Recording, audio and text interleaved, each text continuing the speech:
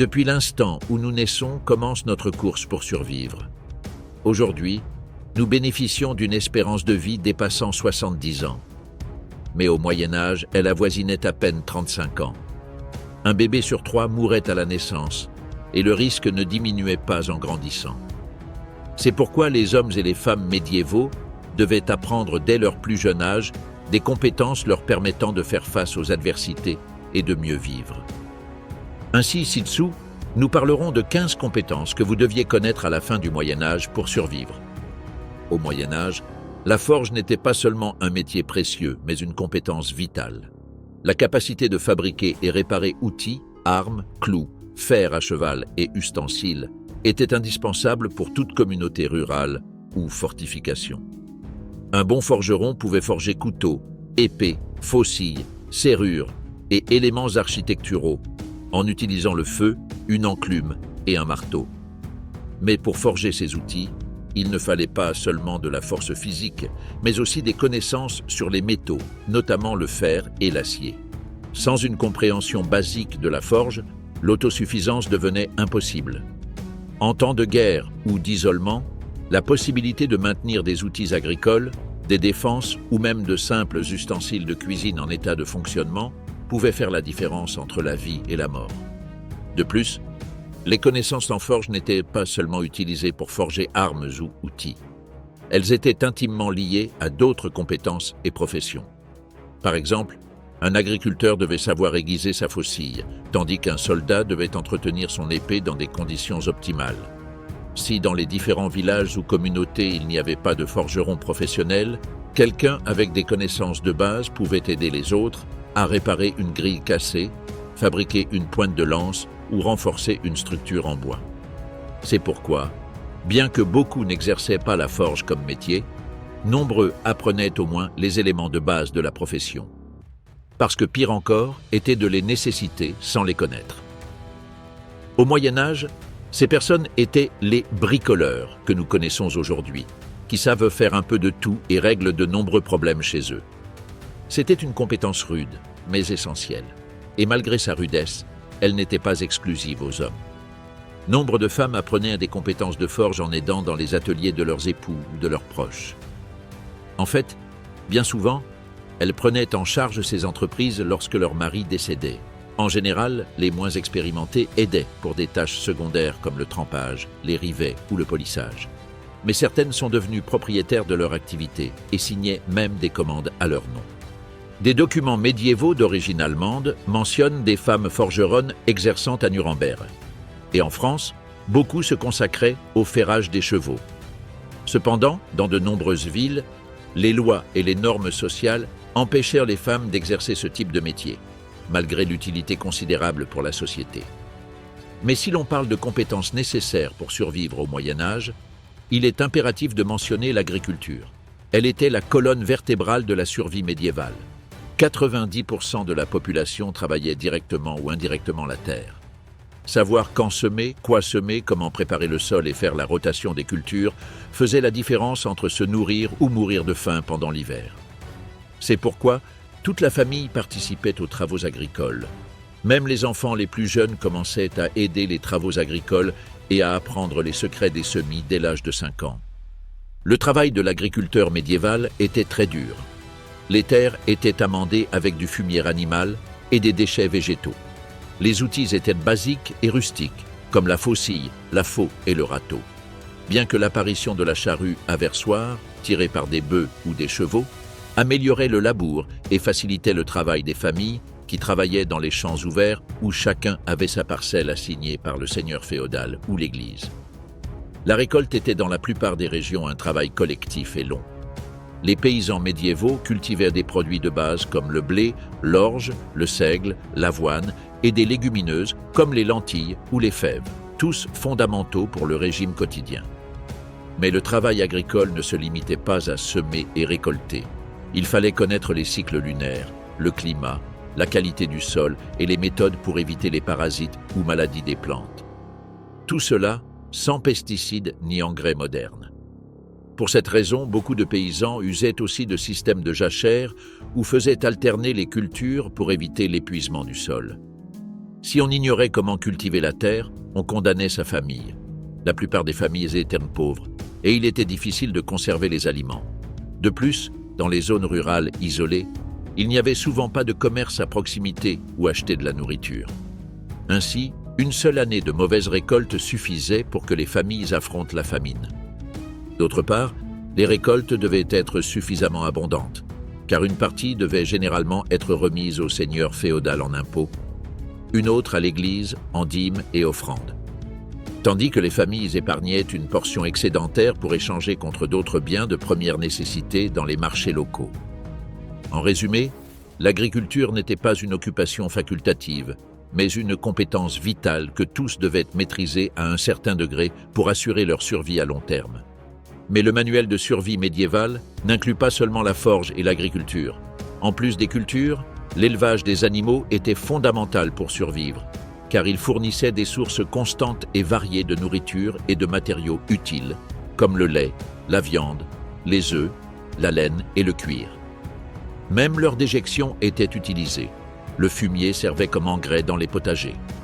De plus, des animaux comme les chevaux et les bœufs étaient utilisés comme force de travail pour labourer les champs.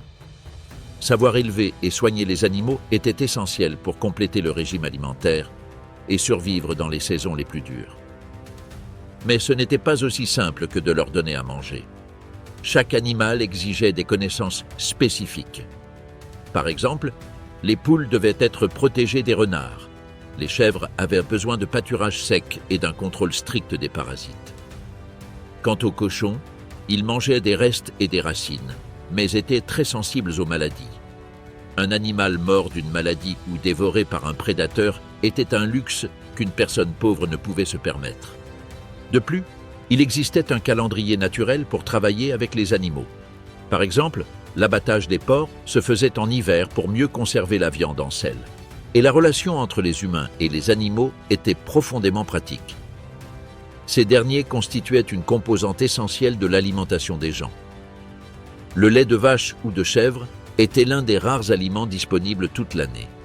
Les œufs étaient une source de protéines rapide et renouvelable. Et la laine ou le cuir servait à fabriquer vêtements, couvertures et chaussures. Certains animaux n'étaient même pas élevés pour être mangés, car ils rapportèrent davantage s'ils restaient vivants. Ne pas avoir d'animaux signifiait dépendre exclusivement de la chasse ou de l'agriculture, ce qui était plus risqué et moins durable. Cela faisait de l'élevage non seulement un complément ou une alternative, mais une compétence essentielle pour assurer nourriture, chaleur et traction dans un monde sans supermarché, moteur ni réfrigération. D'autre part, l'histoire de l'humanité a changé quand Homo erectus découvrit le feu il y a plus d'1 million d'années. Mais encore au Moyen-Âge, savoir allumer un feu était essentiel. Le feu était un outil multifonctionnel qui fournissait lumière, chaleur, protection et permettait de cuire les aliments ou faire bouillir de l'eau. À une époque sans électricité, allumettes ni briquets, savoir allumer un feu en utilisant des méthodes comme la pierre à feu et le fer, la hamadou ou même la friction était une compétence fondamentale pour survivre.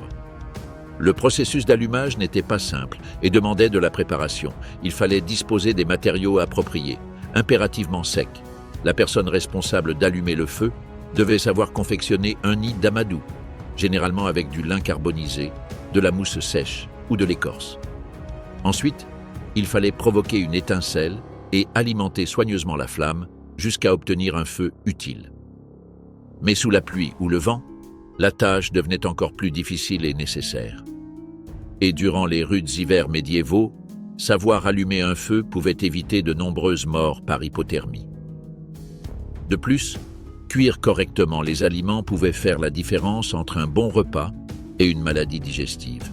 Le feu avait aussi une valeur stratégique, car il repoussait les animaux sauvages, permettait de signaler à distance ou de renforcer le moral dans les camps. Lors des sièges ou des batailles, maîtriser le feu pouvait signifier la différence entre résister ou céder. Voilà pourquoi même les enfants en zone rurale apprenaient à allumer un feu dès leur plus jeune âge. Cette compétence paraît simple en apparence, mais son importance pour la vie quotidienne était immense. Une autre compétence essentielle que toute personne devait maîtriser au Moyen Âge était celle de se procurer de la nourriture par la chasse et la pêche. cela constituait un avantage considérable, surtout pour ceux vivant dans des zones boisées, en montagne ou éloignés des voies commerciales principales. Bien que dans de nombreux fiefs, la grande chasse fut réservée aux nobles, la chasse aux petits gibiers comme les écureuils, les lièvres et les oiseaux, ainsi que la pêche dans les rivières, étaient accessibles aux paysans et aux voyageurs. Pour la chasse, il fallait savoir traquer les animaux, préparer des pièges, fabriquer des filets et des appâts. Il était même utile de connaître les habitudes des proies, car cela augmentait significativement les chances de les capturer. Mais la tâche du chasseur ne se terminait pas après avoir capturé l'animal. Il devait aussi savoir quelle partie était comestible, comment le dépecer et les méthodes pour conserver la viande aussi longtemps que possible. En période de disette ou lors de longs voyages, savoir chasser pouvait faire la différence entre vivre ou mourir. De plus, les os, peaux ou plumes des animaux chassés pouvaient servir à fabriquer des outils, vêtements ou ornements. Quant à la pêche, elle demandait aussi technique et connaissance de l'environnement. Un pêcheur médiéval devait connaître les différents types de poissons, les meilleurs moments de la journée, comment construire un hameçon ou un filet, et comment éviter de contaminer l'eau, puisqu'il était fort probable qu'ils doivent la boire par la suite. Chasser et pêcher étaient des compétences vitales qui offraient sécurité alimentaire et polyvalence à une époque où les conditions de vie changeaient constamment. En même temps, le Moyen-Âge était une époque où l'accès aux médecins était limité. Dans de nombreux endroits, ce sont les barbiers chirurgiens, voire les bourreaux, qui exerçaient la médecine et réalisaient des interventions chirurgicales. Environ 90% de la population appartenait à la classe pauvre, ce qui signifiait qu'elle n'avait pas accès à une éducation de base, encore moins à des connaissances avancées en médecine. C'est pourquoi la majorité des gens dépendaient de savoirs traditionnels transmis oralement pour se soigner et s'alimenter dans la nature. Reconnaître les plantes comestibles et médicinales permettait non seulement de compléter l'alimentation, mais pouvait aussi sauver des vies en cas d'urgence. Savoir distinguer une racine comestible d'une racine toxique, une herbe qui soulage la douleur d'une autre qui provoque des hallucinations ou des vomissements, était une compétence cruciale pour survivre. Des plantes comme l'ail sauvage, l'ortie, le plantain, la mauve ou la camomille avaient des usages bien connus. Elles pouvaient servir à calmer les douleurs d'estomac ou même traiter des blessures et infections. Sans ces connaissances, on pouvait aller chercher de la menthe sauvage en forêt et revenir avec de la belladone, ce qui entraînerait certainement une tragédie. Il était aussi utile de savoir comment préparer des infusions, des cataplasmes ou des teintures avec ces plantes. Les reconnaître visuellement ne suffisait pas. Il fallait savoir quand les récolter, comment les sécher et les administrer à la bonne dose. Dans les zones isolées ou lors de longs voyages, ces connaissances étaient précieuses si quelqu'un tombait malade. Cependant, il valait mieux ne pas trop montrer cette compétence, surtout pour les femmes, car elles risquaient d'être accusées de sorcellerie. Mais tout médecin vous dira qu'il vaut mieux prévenir que guérir. Et cela était aussi vrai au Moyen-Âge. Même si, à cette époque, on ne connaissait pas les germes, de nombreuses communautés médiévales savaient par expérience comment prévenir les maladies. Par exemple, dans bien des endroits, on comprenait qu'il ne fallait pas boire l'eau stagnante sous peine de tomber malade, que les cadavres étaient une source de contamination et devaient être enterrés loin des habitations, que les villages sales souffraient davantage de maladies, ou que les déjections devaient être éloignées des rivières et des sources d'eau. Éviter les aliments avariés, aérer les habitations, garder les latrines propres et isoler les malades étaient des mesures préventives fondamentales. Dans les couvents et certains villages bien organisés, on appliquait déjà des rudiments de quarantaine ou de cordons sanitaires. Dans certains monastères, on faisait même bouillir l'eau destinée aux malades. On faisait aussi bouillir leurs vêtements. Même si ces mesures n'étaient pas toujours efficaces, beaucoup d'habitudes réduisirent la transmission. Cependant, comme à toute époque de l'histoire humaine, les croyances dominaient les comportements et on recourait à des pratiques populaires comme suspendre des herbes aromatiques pour purifier l'air. Lors de vagues épidémiques comme la peste noire, la survie dépendait largement de la capacité à reconnaître les premiers symptômes, à éviter le contact avec les malades et à rester à l'écart des lieux contaminés. L'ignorance, au contraire, ne faisait qu'aggraver la propagation. Ainsi, même sans médecine moderne, savoir comment agir face à des maladies courantes comme les diarrhées, les fièvres ou les plaies était une compétence essentielle. Sans antibiotiques ni vaccins, l'hygiène, l'observation et l'instinct d'isolement étaient des outils de survie aussi importants qu'une épée.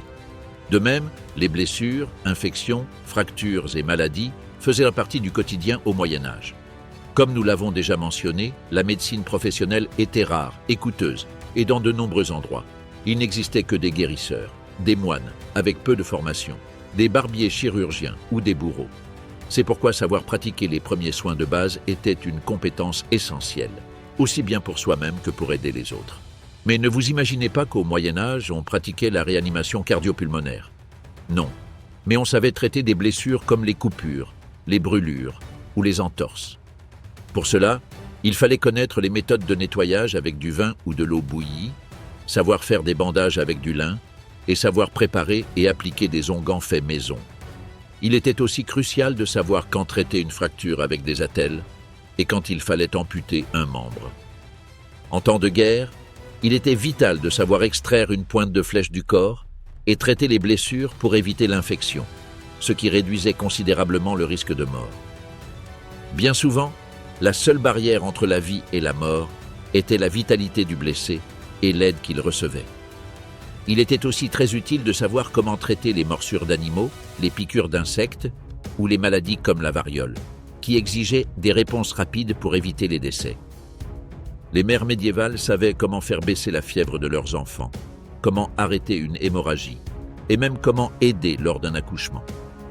Dans les petites communautés, la capacité à prodiguer des soins immédiats était souvent la seule chose qui pouvait sauver une vie. Mais les mères médiévales savaient faire bien d'autres choses. Parmi leurs nombreuses responsabilités figurait souvent celle d'habiller leur famille. Au Moyen Âge, les vêtements n'étaient pas un bien banal. Les habits étaient coûteux à produire et difficiles à obtenir, donc savoir raccommoder, coudre, tisser ou renforcer les tissus était une compétence de base que presque tout le monde, surtout les femmes, devaient maîtriser.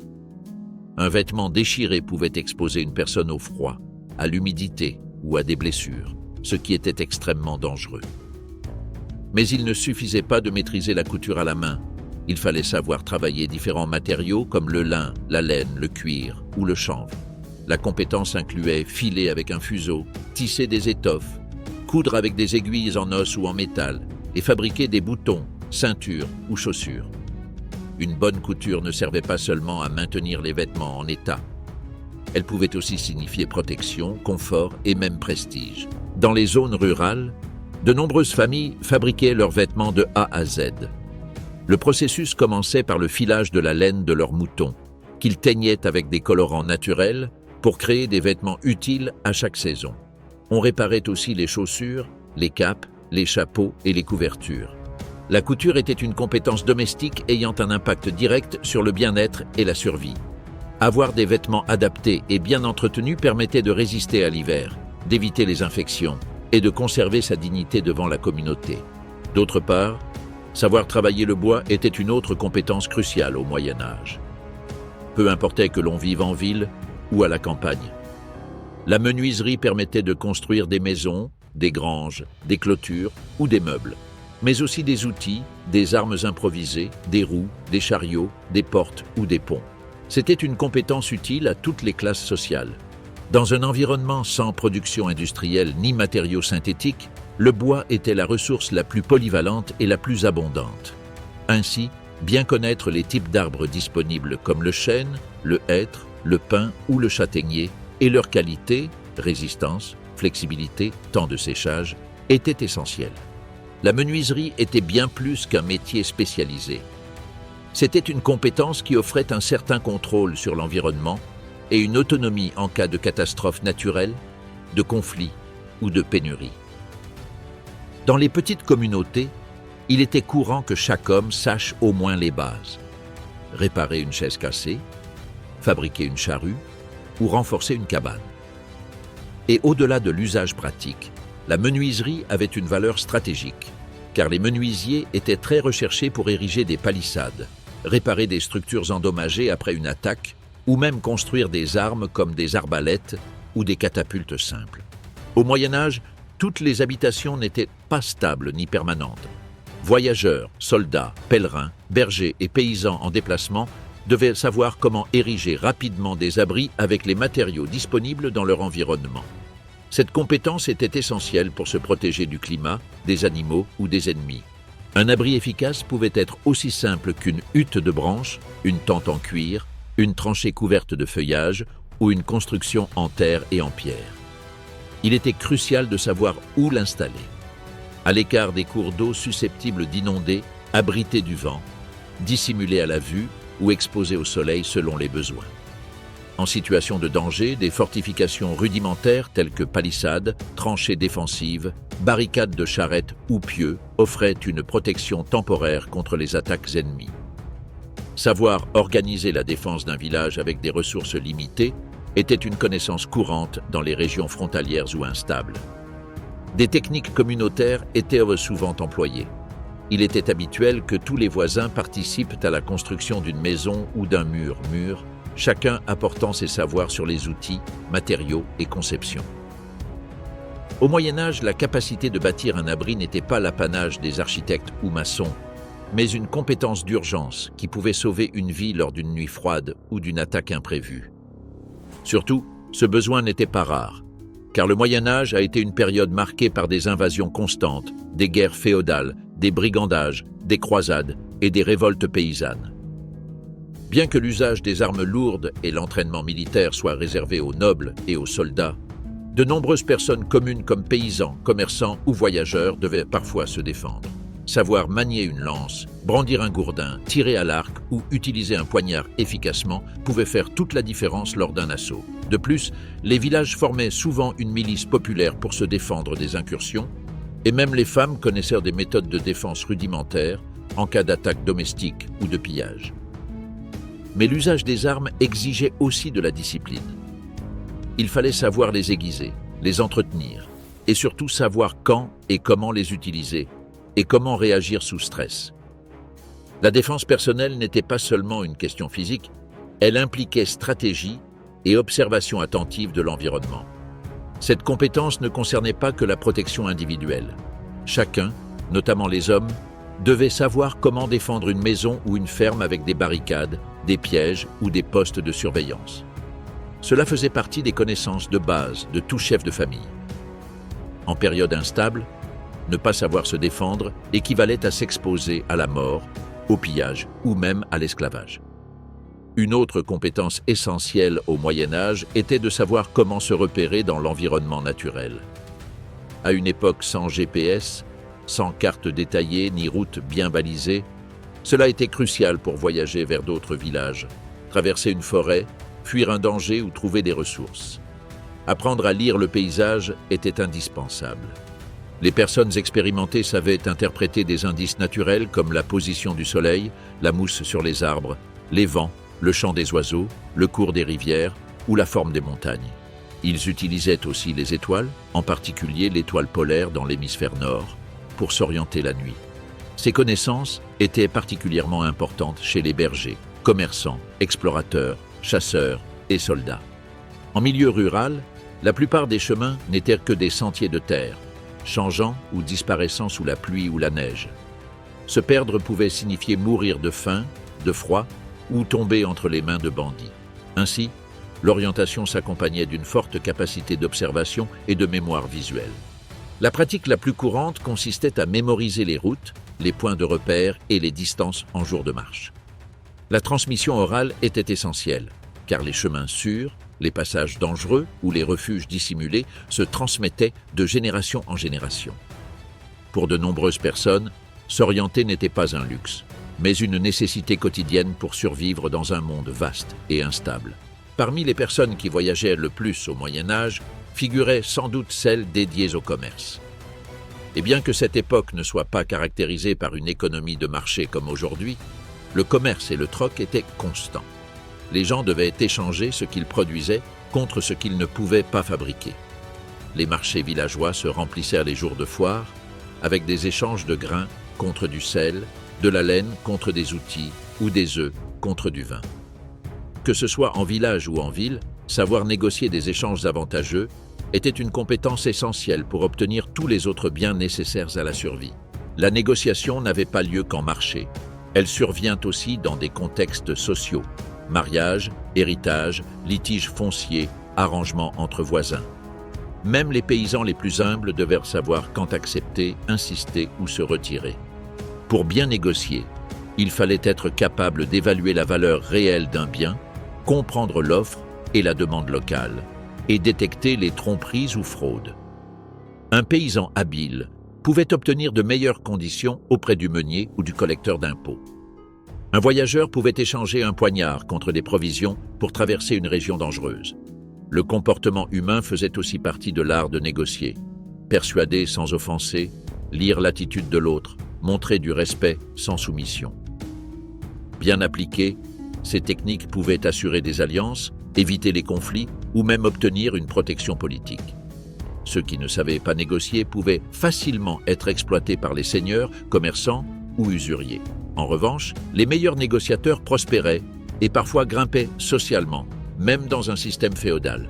Enfin, à une époque où la majorité des gens étaient analphabètes et où les livres étaient rares et très coûteux, la mémoire était un outil précieux. Les gens dépendaient de la transmission orale pour conserver des savoirs essentiels au développement social. Remèdes, généalogie, histoire, chants, lois locales, routes de voyage, recettes, techniques de semis, et bien plus encore. Une personne dotée d'une bonne mémoire était l'équivalent médiéval d'une bibliothèque vivante. Celui qui savait raconter des récits, retenir des conseils pratiques ou réciter des prières avait du pouvoir au sein de sa communauté. C'est pourquoi on respectait tant les jongleurs, guérisseurs, grands-mères, moines et leaders locaux.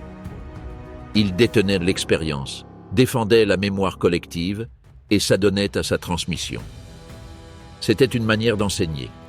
Les enfants médiévaux apprenaient par répétition, écoutant leurs aînés pendant les tâches quotidiennes. Via des contes, fables ou proverbes, on leur inculquait les valeurs, les dangers, les stratégies de survie ou les normes morales. La culture se préservait grâce à la parole. Aucune des autres compétences ne pouvait s'enseigner ou s'acquérir sans une bonne mémoire. De plus, bien retenir pouvait éviter des catastrophes. Par exemple, savoir quand eut lieu la dernière gelée, quelle plante soigna un enfant malade ou à quel endroit de la forêt rôdèrent des brigands pouvait sauver une vie. Une mauvaise mémoire pouvait entraîner une erreur fatale. Et toi, possèdes-tu les talents nécessaires pour survivre au Moyen Âge ?